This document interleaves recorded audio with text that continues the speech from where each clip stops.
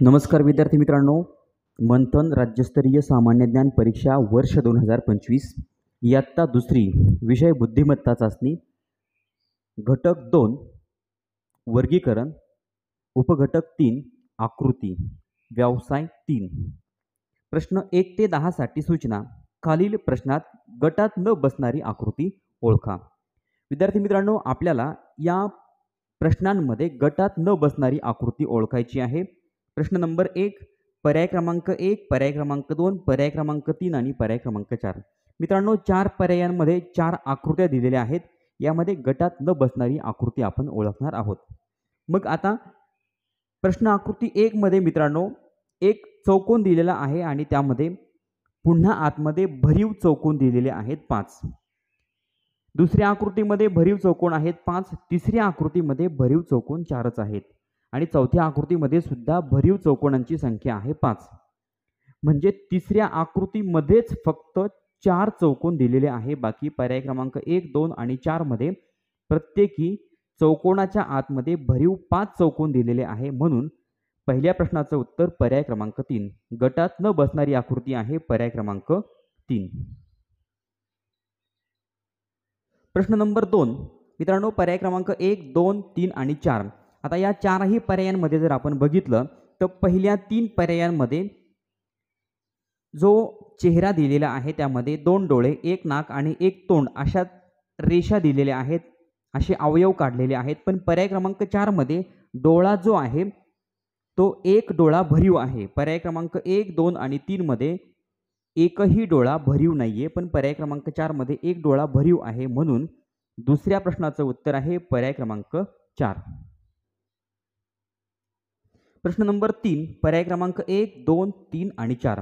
मित्रांनो, पर्याय क्रमांक 1 मध्ये 2 रेषा, पर्याय क्रमांक 2 मध्ये 2 रेषा, पर्याय क्रमांक 3 मध्ये 2 रेषा, पण पर्याय क्रमांक 4 मध्ये 3 रेषा आहेत। म्हणून गटात न बसणारी आकृती आहे पर्याय क्रमांक 4। तिसऱ्या प्रश्नाचं उत्तर पर्याय क्रमांक 4।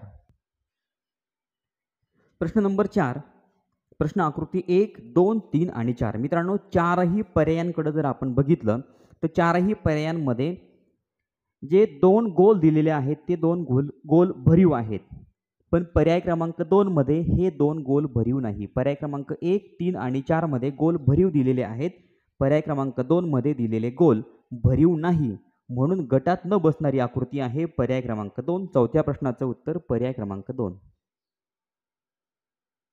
प्रश्न नंबर 5 मित्रांनो, या 4 पर्यायांमध्ये जर आपण बघितलं तर पर्याय क्रमांक 2, 3 आणि 4 हे सारखे आहेत, कारण की या ठिकाणी बेरजेच्या चिन्हाचे खाली वजाबाकीचं आहे। बेरजेच्या खाली वजाबाकीचं चिन्ह, बेरजेच्या खाली वजाबाकीचं चिन्ह, वर्तुळाच्या खाली त्रिकोण, वर्तुळाच्या खाली त्रिकोण, वर्तुळाच्या खाली त्रिकोण। पण पर्याय क्रमांक 1 मध्ये या चिन्हांचा क्रम वेगळा आहे। म्हणून गटात न बसणारी आकृती आहे पर्याय क्रमांक 1। पाचव्या प्रश्नाचं उत्तर पर्याय क्रमांक 1। प्रश्न नंबर 6 मित्रांनो, चारही पर्यायांमध्ये जर आपण बघितलं तर एक आतमध्ये वर्तुळ आहे, त्या वर्तुळाचा पर्याय क्रमांक 1 मध्ये वर्तुळाचा पावभाग रंगवलेला आहे, पर्याय क्रमांक 2 मध्ये सुद्धा वर्तुळातील पावभाग रंगवलेला आहे, पर्याय क्रमांक 3 मध्ये सुद्धा वर्तुळाचा पावभाग रंगवलेला आहे, पर्याय क्रमांक 4 मध्ये वर्तुळाचा अर्धा भाग रंगवलेला आहे। म्हणून पर्याय क्रमांक 4 हा पहिल्या 3 पर्यायांपेक्षा वेगळा आहे। म्हणून गटात न बसणारी आकृती आहे पर्याय क्रमांक 4। सहाव्या प्रश्नाचं उत्तर पर्याय क्रमांक 4। प्रश्न नंबर 7 मध्ये जर मित्रांनो आपण बघितलं तर पी हे इंग्रजी अक्षर आपल्याला या ठिकाणी दिलेलं आहे पर्याय क्रमांक 1, 3 आणि 4 मध्ये। पण पर्याय क्रमांक 2 मध्ये याच इंग्रजी अक्षराची आरशातील प्रतिमा आपल्याला दिलेली आहे। म्हणून गटात न बसणारी आकृती आहे पर्याय क्रमांक 2। सातव्या प्रश्नाचं उत्तर पर्याय क्रमांक 2। प्रश्न नंबर 8 मित्रांनो, 4 पर्यायांचं जर आपण निरीक्षण केलं तर पर्याय क्रमांक 4 हा वेगळा आहे, कारण की पर्याय क्रमांक 1, 2 आणि 3 मध्ये प्रत्येकी 2 आकृत्या दिलेल्या आहेत आणि त्या दोनही आकृत्यांच्या टोकाला बाण आहे आणि हा बाण 2 आकृत्या वेगवेगळ्या दिशेला आहेत। म्हणजे एका आकृतीचा जर आपण टोक म्हटलं, या बाणाचं टोक उजवीकडे आहे, दुसऱ्या बाणाचं टोक डावीकडे। पर्याय क्रमांक 2 मध्ये सुद्धा एका बाणाचं टोक उजवीकडे, दुसऱ्या बाणाचं टोक डावीकडे। पर्याय क्रमांक 3 मध्ये सुद्धा एका बाणाचं टोक वर आहे, दुसऱ्या बाणाचं टोक खाली आहे। पण पर्याय क्रमांक 4 मध्ये जे आपल्याला 2 बाण दिलेले आहेत, त्या बाणांच्या दोनही टोकांना बाणाचं चिन्ह दिलेलं आहे. त्या आकृतीमध्ये दोनही टोकांना बाणाचं चिन्ह आहे. म्हणून पर्याय क्रमांक 4 हा वेगळा आहे. 8व्या प्रश्नाचं उत्तर आहे पर्याय क्रमांक 4. प्रश्न नंबर 9. मित्रांनो, प्रश्न नंबर 9चं जर आपण निरीक्षण केलं तर पर्याय क्रमांक 1, पर्याय क्रमांक 2 आणि पर्याय क्रमांक 4 मध्ये आपल्याला चौकोनाची आकृती दिलेली आहे. पण पर्याय क्रमांक 3 मध्ये वर्तुळ आहे. म्हणून ही आकृती गटात न बसणारी आहे. 9व्या प्रश्नाचं उत्तर पर्याय क्रमांक 3. प्रश्न नंबर 10. मित्रांनो, 10व्या प्रश्नामध्ये एकूण 4 पर्याय आहेत. 4 पर्यायांमध्ये आकृत्या दिलेल्या आहेत. यामध्ये जर आपण बघितलं पर्याय क्रमांक 2, 3 आणि 4 मधील आकृत्या सारख्या आहेत. सारख्या आहेत म्हणजे या ठिकाणी एकमेकांच्या विरुद्ध दिशेला या आकृतीचं तोंड आहे. पर्याय क्रमांक 2, 3 आणि 4 मध्ये.